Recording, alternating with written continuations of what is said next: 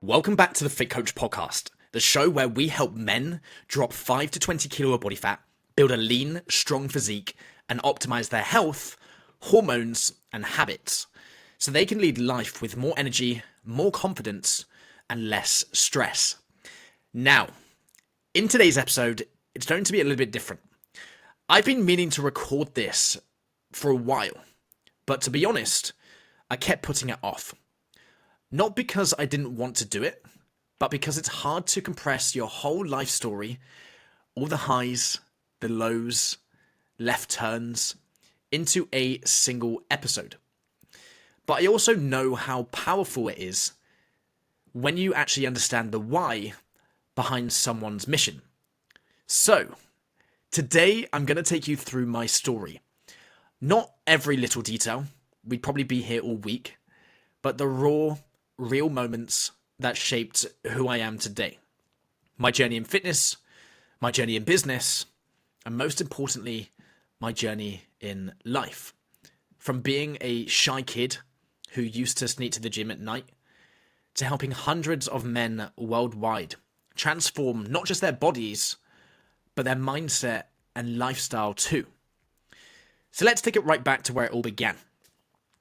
I was born in a town called Osnabrück in Germany. And my family were in the military. I went to my first school called Bruggen, and it was on this campus called JHQ, which I believe is closed now. Anyways, I'd always had a passion for sport from a young age. I'd play out in the garden, and my parents really pushed the idea of physical activity. And I have this fond memory of playing badminton with my two sisters in the garden.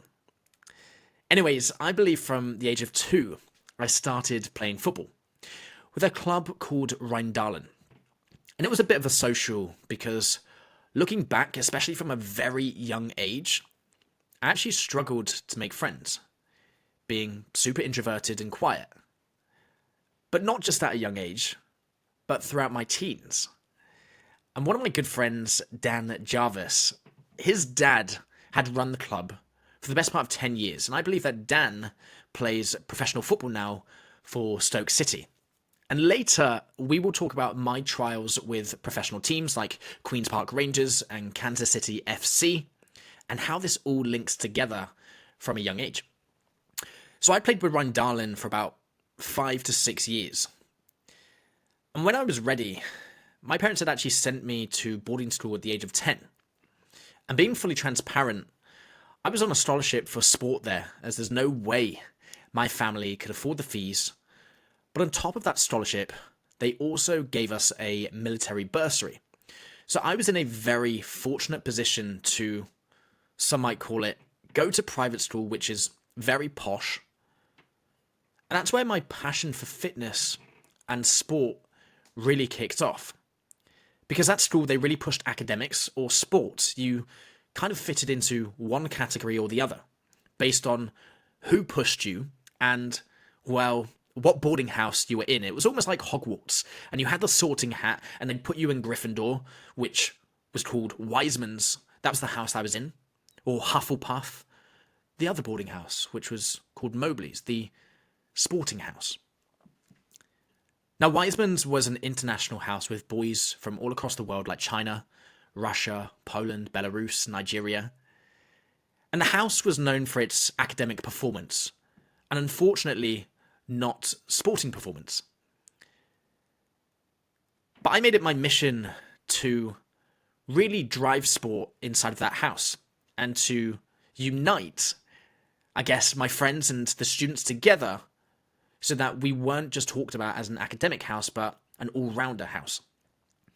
From the age of 13, I aspired to play for the first team. So typically the first team is 17 to 18-year-olds in football, rugby, and athletics. And I did that. I got my name on honours boards, and I earned my purple caps. But I still struggled to fit inside of the boarding house because whilst I would be fixated on going to the gym, engaging in sport, the boys were more focused on gaming after they completed their studies rather than looking at personal development. And I get it, as kids, we don't necessarily know where life is going to take us. And don't get me wrong, I did try to fit in and play video games. I wasn't very good. But that's where it led on to sport scholar sessions. Because whilst those boys were gaming in the house, I actually received private personal training sessions from the age of 13 from a chap called Tom Jordan. And that's where things really started to get serious, because Tom had previously played semi-professional football. And at that age, I was looking for a role model. Every Tuesday, we'd hit the gym. We'd lift some weights. Bear in mind, I was 13, so nothing compared to the weights I'm lifting today. And we'd finish with some cardio. And this usually meant running up and down Clifton Suspension Bridge Hill. And for those of you that are listening to this podcast, whether it's my peer group that I grew up with, probably knowing that I was super introverted and quiet, you will know how tough running up Clifton Suspension Bridge Hill is. And when I turned 15, that's where puberty really hit me, because I remember coming back from summer holidays and my school clothes didn't actually fit me anymore. Now, my matron, for context, a matron is someone that either lives in the house or does jobs around the house, laughed as I walked down the stairs, having arrived back at the house, with a blazer that was oversized, which had now fit very snug, and trousers which looked like compression shorts. I'd grown a significant amount. I believe that before summer I was around 50 kilos in body weight. I'd actually gained 10 kilos over the summer, so I was 60 kilos now, and I probably gained an inch in height. But I was still very small, because even though I'd hit puberty and seen a little growth, I was still always the shortest and the smallest in my peer group, whether it was in rugby or football. But I still made it my mission to tackle the biggest guy on the pitch, or to improve my athleticism, whether it was to jump higher or to run faster. I felt like I had imposter syndrome because I was always trying to make a point to my coaches. Instead of the other boys who were bulked up, well, it seemed like they didn't really need to do much. The biggest guy on the pitch, especially at that age, is going to get picked. Now, like any teenager, I'd search online how to get abs. And that really started from the age of 16, when I started going to the gym more frequently. Now, at school, we'd have something called prep. And that's where we would write up our homework, or we would engage in studies from around 7:30 p.m. until 9 p.m. at night. And between the hours of 9 to 10 p.m., I'd actually make it my mission to head over to the gym. And we only had a curfew for around 45 minutes, because it took around 15 minutes to get to the gym. So I would sprint over. It would take me a couple of minutes. I'd then train, and then I'd sprint back, making sure I was back at 10 o'clock. Otherwise, I get telling off from my housemaster, which is essentially a chap who's in charge of all the students within the household. Now, whilst I was at the gym, the other boys had played video games. And I think that's where the obsession really started to stand out in team sports, because now that I was going to the gym more frequently, and now that I was eating considerably more, I started to grow. But I was still told that I wasn't eating enough. And I remember at 17 years old, I was probably still around 60 kilos. And we had a PE lesson. And that same coach who said I was small on the rugby pitch had actually taken us through a training session. And we were there to dumbbell press. I can't remember if it was a dumbbell incline press or a dumbbell flat press.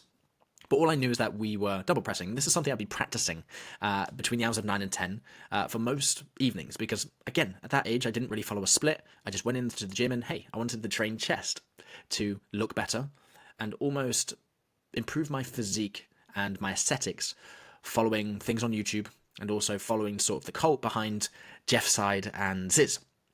So anyways, we jumped into that PE lesson, and it was my turn to jump onto the bench. And I went and grabbed the heaviest dumbbells in that gym, and I believe it was 50 kilos, right, at 17 years old. And I remember flicking these up and pressing them for around 3 repetitions. And I put them back down on the ground, and this coach looked at me, and I looked back at him, and he just nodded. He didn't say anything, he just nodded. Considering the other boys within my PE group, again, bear in mind, these are the boys that I play rugby alongside, who are a lot bigger and a lot heavier, couldn't press these dumbbells. So again, it was my mission to stand out, to make sure that I was heard, so that people would start to respect me. And I'm not sure whether that's because I had social anxiety, or I was super introverted. It was more so I didn't want to be left behind. Now, I wouldn't say I was bullied at school, but I would say that I didn't fit in because I'd always drive to play sport or focus on fitness rather than the norm, which was to play video games or watch TV or study. And that's because of the boarding house I was in, Wiseman, or as we've called it, Gryffindor. Mowbli's, on the other hand, or as we've called it, Hufflepuff. Should have used Slytherin as a better example, but they were the sporting house, and that's where the majority of those boys who were heavier, taller, the boys that I'd played rugby with and football with, well, they were in that house. It was almost like I was the ugly duckling, or the black sheep. Now, at 18, we had to decide whether we were going to university, and honestly, I didn't think I'd get the grades, because at the start of that academic year, I was told by my teachers I wasn't smart enough for biology or science, because originally I wanted to do physiotherapy. Anyways, I'd heard about this thing called a gap year, and I wanted to play professional footy. Having played since the age of 2, and at the age of 13, I actually played for the England equivalent, which is called ISFA. So when leaving school, I did just that. But before we move on to that, I was actually presented with a silver shield called the Gordon Hazel Trophy, which is given to 1 out of 1,000 students for their hard work, dedication, and generosity. Now, why am I telling you that? Because I think often teenagers, men, they sort of roll over when someone tells them that they can't do something. And I made it my mission throughout my entire school years to be heard and to be listened rather than be looked at for my weight or my height. And it was super rare to get this sort of silver shield, but it was a stepping stone in the right direction. And I feel I should mention this because getting trials on my gap year for football was tough. My parents had just divorced, and we won't go into too much detail about that, but it impacted me big time. And I remember wanting to get away at weekends, and I'd spend any money I had on trains or buses to London or Bristol to go to Harry's football trials. And it was around £70 to £80 for the football trial, and then travel on top, which I believe was around £40 to £50 to get from, we were situated in a place called Taunton, to London at the time. But now, in 2025, train fares have absolutely skyrocketed, so I wouldn't be surprised if it's now £150 to £200 for a train fare. Now, I didn't have a car. I'd often walk 3 miles to the train station or the bus station, and sometimes I'd take my bike. And it makes me laugh because this bike, I had a flat tyre at the front, and I'd often find myself carrying it along the country lanes with cars literally beeping at me because the inner tube kept getting damaged. So sometimes in my backpack, I would carry this pump, and every couple of strides, probably say it was around 2 to 3 minutes, 20 to maybe 30 strides. Is that 2 to 3 minutes? Maybe not. I then have to stop and pump this bike up. And leaving school was tough because I actually saw everyone partying at university, having a great time with everything in place, and it was like I had nothing. No job. I wanted to play professional football and literally spent every single penny that I had. Now, the first trial I'd played, it was in London, and I probably got 5 minutes of pitch time. It was very hit and miss because there were around 100 boys, and I didn't say anything about the money that I paid, well, because I was still super introverted, so I didn't get picked.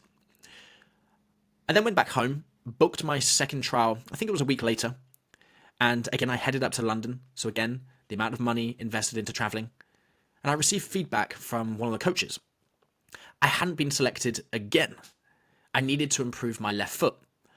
So again, I went away and I spent a good few months in this little football cage near the house, wet or dry, kicking my football.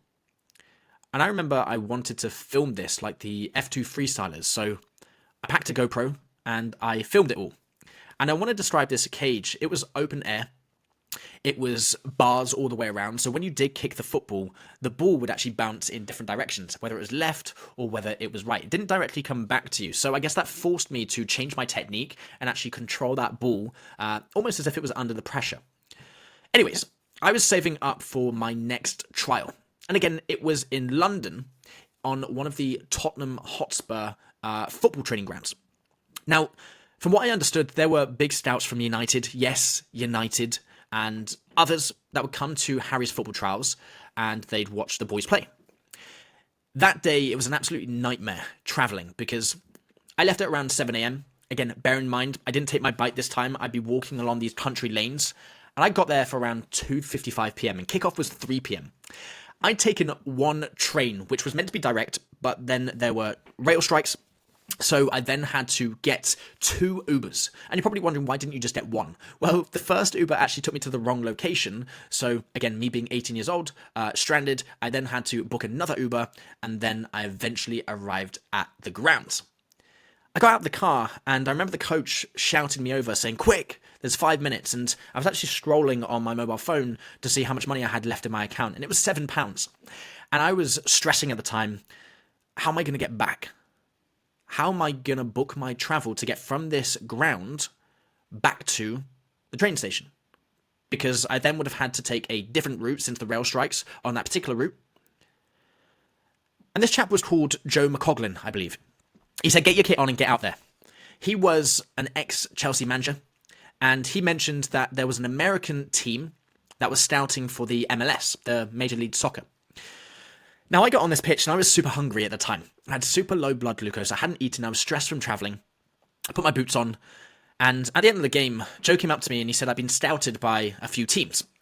One of them was offering a scholarship and a contract, and 2 were offering further development trials. Now, the scholarship was with an American club called Kansas City FC. And the other 2 trials were with Queen's Park Rangers and Cheltenham Town FC. Now, after doing some calculations, I actually couldn't afford to go to America to play for Kansas City in the MLS. Why? Well, my parents had divorced, so there was no backing in that sense. And also, I didn't have a job. I'd spent all of my money on these football trials. Even with the scholarship that they were giving to attend university, I had to politely decline. And Joe was actually the one who was pushing that. So I emailed him and I said, "Look, I'm not going to be able to go." I then accepted to go for further development trials with Queen's Park Rangers. And I'm not sure when this was. I think it was around 2, maybe even 3 months after my initial trial. And during that trial match, let me set you the scene. I'm running down the left-hand side, so I was playing left wing at the time. Funny enough, having practiced with my left foot for a good chunk of time. And one of the defenders actually came across, and as I stepped in, he actually swiped my legs. And at the time, I didn't think it was very dangerous. I fell to the ground, adrenaline was running through my blood, and I went to get up, and I just felt this wobble, almost like jelly. Anyways, the coach is running over, and they blow to kind of pause the game. And it turns out I actually ruptured my ACL and torn my meniscus fully. So I went to hospital. I was off my feet for about 6 months. But I guess the one thing that I didn't pick up on was, even though I'd ruptured my ACL and torn my meniscus fully, it was actually my foot that had become infected. So not only did he swipe my legs, but the studs had actually gone into the top of my foot. And I've got a photo somewhere on Instagram. And this swelling and this infection was all the way up my calf. And I kid you not, you could literally push from the calf, and where sort of this hole was with very loose skin, there would be pus or infection, this yellow greeny liquid coming out of my foot. And I knew then that football was over. I could barely walk. I was off my feet for the best part of a year. And I started to panic, because for the time that I was trying to push professional football, I could have been at university for the first year, and I could have been starting my second year and finding my feet and getting everything in place. In the end, I decided to jump online and look at university throughout the summer. And I really wanted to go to med school because I wanted to do physiotherapy. I didn't have the grades for that. But the combination of strength training and science inspired me to undertake a biomedical science, health, exercise, and nutrition degree. I didn't have the grades to get into first year. But what I did see is that one of the universities in Wales were offering a foundation year. So you would complete this foundation year, and I think you needed to get around 40% to be accepted onto the first year. And I did just that, and I got a first-class honours in every single year that I attended that university. And I spent the next 5 years studying and playing futsal with the university team. And you're probably wondering, how did I heal my knee? Well, like anyone does, you go through rehab, you book chiropractors, you book physiotherapists, and it was more so just gaining that traction and that movement. Now, interestingly, when I'd actually damaged my knee, my meniscus, my ACL, and got my foot infected, I don't know what the doctor said word for word, and I'm not going to sort of say the wrong thing that they didn't say. they pretty much said I wouldn't have any use of my knee for a long time. So I knew that football was over, but I still had aspirations to be able to train and to heal that knee. Now, I wasn't a party goer. I was still super introverted at 19, and I really struggled to fit in with my flat in first year, who were super extroverted, always drinking, always on the sesh. But my focus was on my studies and the gym. Now, once I'd healed my knee fully, I found a new love for powerlifting. And between the age of 19 and 20, I was around 83 kilos, and I squatted 240 kilos, benched 160 kilos, and deadlifted 270 kilos.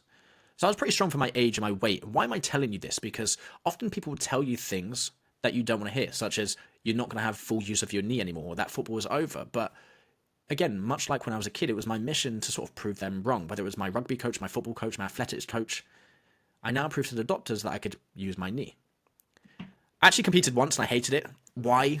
It just felt like there was no goal. You lift weight and that's it. Whereas with football, you had multiple trials to get into. You were compared to hundreds of thousands of men to be selected for a professional contract. And after that, I actually quit powerlifting and I went into power building alongside studying with my degree. And I guess that's where my lifting career really took off, but also business. Because between the age of 20 and 21, I was training in a gym called JD Gyms in Wales and Cardiff. My weight was around 87 kilos at the time, and I'd squatted 220 kilos for 12 repetitions, and I remember the gym going completely silent. The music had actually cut out when I racked the bar. And this was during my first ever cut, where you could argue I got Jeff's side or Ziz shredded. Now, if you don't know who they are, get to know, because a few days later, I decided to post this on Instagram. And I actually got recognized by a small platform called Rising Lifters. This account had a few hundred followers at the time. And they asked if I would share my lifts and that they could post it on their social media. And I thought I was a celebrity, and I thought, why not?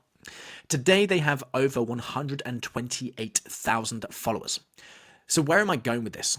Well, without them, I wouldn't have had a few people reach out to me via Instagram asking if I had any training plans, how to get stronger, how to squat 4 plates, let alone squat 5 plates for 12 repetitions. In all honesty, I hadn't.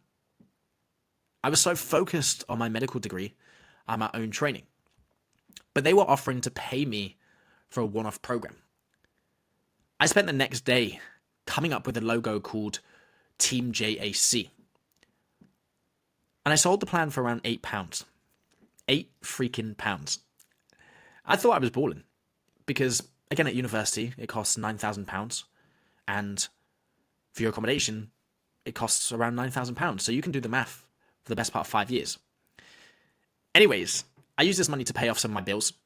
Word had spreaded that there was some shredded 20-year-old who trained in a commercial gym selling these programs, and it went around the university. Yeah, it was £8, but again, it paid for my university accommodation, paid for some of my uni fees. I didn't have a job. Why? I don't know. Should I have had one? Potentially. But I was so focused on this next goal of mine, which was to grow Team JAC by selling one-off programs. At 21, COVID had hit, and we were forced to train at home. So I had to think quickly on my feet, and I bought some 52-kilo dumbbells, Techno Gym, which I saw someone was selling on Marketplace for like £200. And I spent the next 8 months bulking, or shall we say, getting out of shape. But looking back, lockdown made me use these heavy dumbbells every single day. Pressing, pulling, even trying to balance them against my sofa in my uni house. It was super difficult. I either used them or I didn't grow. Whereas for the majority of men during lockdown, they didn't train. So I guess I had 2 choices: to make excuses or to come up with solutions. Now, if you're listening to this, I want you to try and grab a pair of 52-kilo dumbbells, and I want you to put them on the floor. And then I want you to put one of them on your quad, and then the second one on your quad. And you're going to go into a floor press. I can guarantee that the first dumbbell that you pick up will be fine because you're using 2 hands. But then when you try and squeeze this second dumbbell onto your quad and then go back into a floor press, you will struggle. But again, I made it my mission to be able to train with what I had. And I remember balancing, leaning back on this sofa, pressing these 52-kilo dumbbells overhead. Now, you could argue the range of motion was super poor, but again, it was what I had. And I actually remember breaking the sofa because if you think, it's 104 kilos plus the weight that I was at the time against this sofa, which had no stability. Now, my weight had gone from a shredded 80 kilos to around 100 kilos. I purposely dirty bulked to see how strong I would get. I remember one session I picked up these 52 kilo dumbbells and I pressed them for 30 repetitions at peak bulk. And I'm pretty sure I've got that video somewhere inside of my university house. I thought I was invincible. After lockdown, gyms started to open and I headed to Pure Gym because that was one of the first that opened up. And that's why I realized I was super strong. I was pausing 240 kilo squats for sets of 8, thinking all of these split squats that I've done and bulking have been put to good use. If I was to describe what my training plan looked like, it was a floor press, it was an incline press, I would do a dumbbell RDL, and I'd do a split squat, and then for rows, I would do a single arm dumbbell row, and that was it. Inside that Pure Gym, I benched 200 kilos Larson. My previous max was around 160 kilos. So I wanted to take things further. I actually set up an online coaching business towards the end of the year called Supply Academy. It looked like a DNA helix, and it was focused around science-based lifting. I thought it was a good idea at the time, but to be honest, no one was interested in science. They were interested in getting results. And I'd spend hours creating one piece of content for it to get 4 likes. And I'd go into so much detail which spoke science, but not human. I remember signing maybe one client in probably 6 months having launched Supply Academy because I had no understanding of marketing or sales. I thought people would just buy it if I launched something like Santa Shred, which I saw every other coach doing, or they saw my training, these big numbers that I were hitting. I was ready to give up. I actually gave up social media altogether after university. I worked in a lab for a while doing PCR, polymerase chain reactions, sorting out everyone's COVID samples. And I worked for a company called Boots, which for those of you in the UK, it's a chemist. Yep. It was okay. 12 plus hours a day, long days from around 5 a.m. And I started to get burnt out. But this was only the beginning, as I'd actually met the love of my life during that time. And we were talking about why I didn't coach anymore. In all honesty, I probably felt like an imposter. But here's where it gets interesting. After labs, I then worked as a diabetes type 1 and type 2 specialist, helping roughly over 2,000 patients drop 5 to 20 kilo of body fat without restrictive dieting and lowering their HbA1c blood glucose levels. Now that was something I really enjoyed. I enjoyed lecturing and I enjoyed teaching and education. But I knew deep down something was missing because although these people were great, they weren't the type of people I wanted to lecture. Anyways, a few months down the line, working as a lecturer, I went away to London for the first time with my partner. And we got to this hotel and I'd been chatting about coaching on the way up there and how I'm seeing everyone crush it on Instagram and why it didn't work out for me. Supply had failed and I had a vision of setting up another company, but I wasn't sure what to call it yet. But then it came. As soon as we got off the coach, I ran to the hotel, sat at the desk, and I thought about Superman for some reason. And I started to draw the letters FC, as in football club. I had a vision that the FC would change on a video into a key where we help men unlock their potential. Now, you should have actually seen the first t-shirt. I'll pop it up on screen somewhere, but honestly, it was awful. It did look like football club, but I was proud. It was the start of something. Anyways, I was trying to come up with a name, and FC was what I originally started with. But then came Fit Coach. Now, my favorite colors are red, hence the background, black, and white. But black and white I'd used already with Supply, so I decided to use red and black. I'd sent off this logo to be edited. Cost probably £300, and again, at the time, having only just graduated and trying to find my feet, that was a lot. But I was excited, and the thought of getting a logo back that looked more professional, that's going to help me sign more clients. Boy, oh boy, I was wrong. Still no clients. Anyways, fast forward a month later, I'd been seeing mentors all over Instagram pop up as ads. Now, I didn't have the capital to invest in one at the time. I'd been renting in Wales, hadn't really settled into a proper job since leaving med school with all of my debts, and I probably procrastinated on this for about 6 months until it finally hit in the summer. I received an email saying, "Jack, do you want to grow your online coaching business? I saw this bloke from the gym that I was training at grow his coaching business and make income I dreamed of, but didn't believe it to be true. I thought it was fake. So I panicked. I actually replied to this email and said, yes, even though I had limiting beliefs that it was fake, it was all made up. So I kid you not, I actually went for a walk for about 2 hours around the city centre. My head was pounding. All I was thinking of was, how am I going to pay for this? Within minutes, I'd received an email back saying, are you happy to jump on a call in a few hours? So I booked this call with this person who'd been blasting ads all over my social media. And I had really bad anxiety. I was questioning, how will I pay for rent? How will I pay for food? How will I pay for my car? How will I pay for bills? Just to pay for this mentorship to grow Fit Coach from zero. Now, still at the time, I was someone that really didn't have a backbone to say no to anything. So I hopped on this call with the mentor, and he'd asked all the questions about coaching. I'm not going to bore you with it, but we got to the end of the call, and I'll be real. He pitched me £10,000, £10,000 to work with him. I gulped. I went super quiet. All that was running through my head was this extreme debt that I had from med school, no real financial security behind me, and now it's almost like I'm looking to take a gamble, red or black. The catch was I could split it across the year per month. Now I just said yes. I didn't even think, and I just sent the money. Well, it was probably the best decision of my life, because from that moment on, I had to make it work. I probably had less than £100 left in my bank account for food, for rent. I was even stupid enough to quit my diabetes lecturing job and go all in on coaching. And then you're probably wondering, well, if you had £100, that's silly, right? Yeah. I'd spent around 8+ hours at work a day.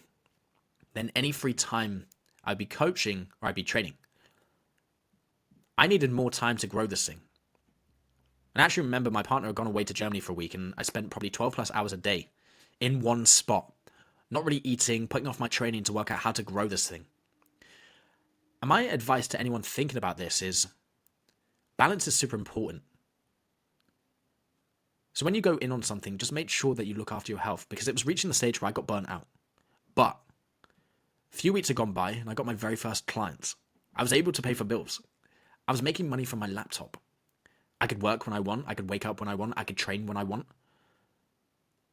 Now, all these coaches inside this mentorship had apps, automations. They were ahead of me.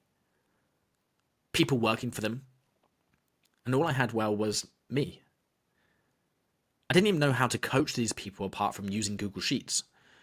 And that was all that mattered, because whilst I was still trying to work out the social media side of things, I posted these transformations for my very first clients that gained traction, and it started to sign up more and more clients through learning marketing tactics and also getting better at sales calls. Now, this will make you laugh. My first ever sales call lasted 10 minutes. And for those coaches that are listening to this, the person on the other end thought I was trying to sell my body for pictures. Yeah, so I needed to make sure my marketing was spot on. Now, over the years, I've pushed clients to do photo shoots, learned how to become confident and an extrovert, as well as change people's lives. I realized that all men need to optimize their health, hormones, and performance, because dieting and dropping body fat is one thing, but when a client's health is jeopardized just for that coach's before and after transformation, this is something I disagree with. I've now been in the coaching industry since 2022, and the fitness industry has changed massively. There are newbie coaches coming onto the scene with copy and paste programs, as well as content ruining people's lives, what you're allowed to eat, what you're not allowed to eat. I've had content stolen and clients poached, and I strongly feel that all coaches, educators, and people promoting health, whether you have a medical background or not, we need to work together to help those people in need. If they want to drop body fat, build muscle, just focus on helping them. Do not focus on just getting money, which I've come to realize that some coaches are signing these clients up, then air them, and then taking their money. So it brings me on to what life is like and business since I took that leap of faith. I run something called the High Performance Health Program, where you work with me one-to-one. You don't get passed to another coach. We take you through our 5-phase metabolic system, which ultimately helps men over 30 change their lives through dropping body fat, building muscle, optimizing their health, their hormones, and their performance. The 5 phases are broken down into Clean the Palate, which focuses on habits, values, and obstacles. The Dig, phase 2, which focuses on fat loss. Phase 3 is Focus, which is a maintenance, and typically we get our clients' bloods done in this phase, or if they decide to get them done in phase 1, Clean the Palate, so we can build their training and nutrition from their blood markers. Phase 4, Investment, which focuses on muscle building and athlete specialization. And then finally, phase 5, Mastery, where we bring everything together, we identify weak areas, so it's a pretty lengthy course or program. It does take around 12 months to complete.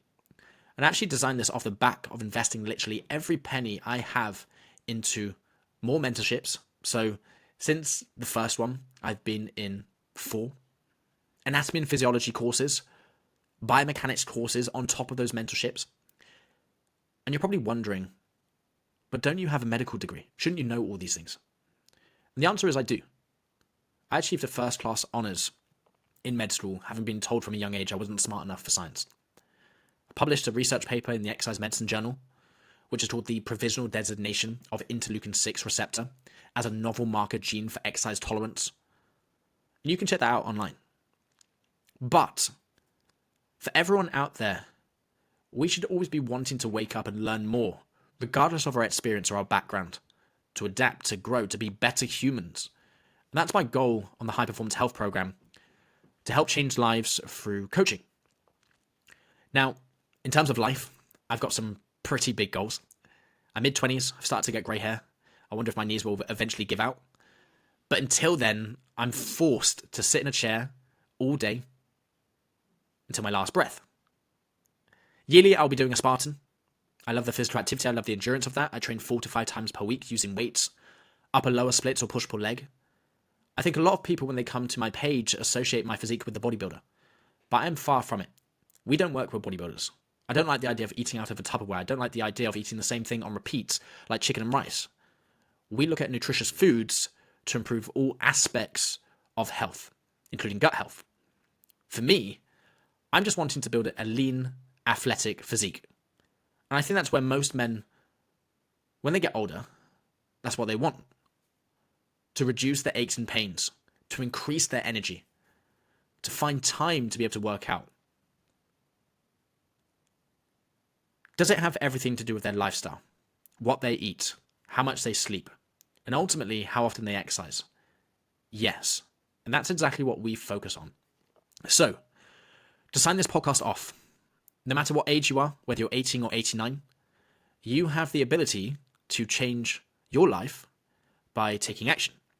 For me at school, I was told I wasn't smart enough, and I turned into a science-based educator.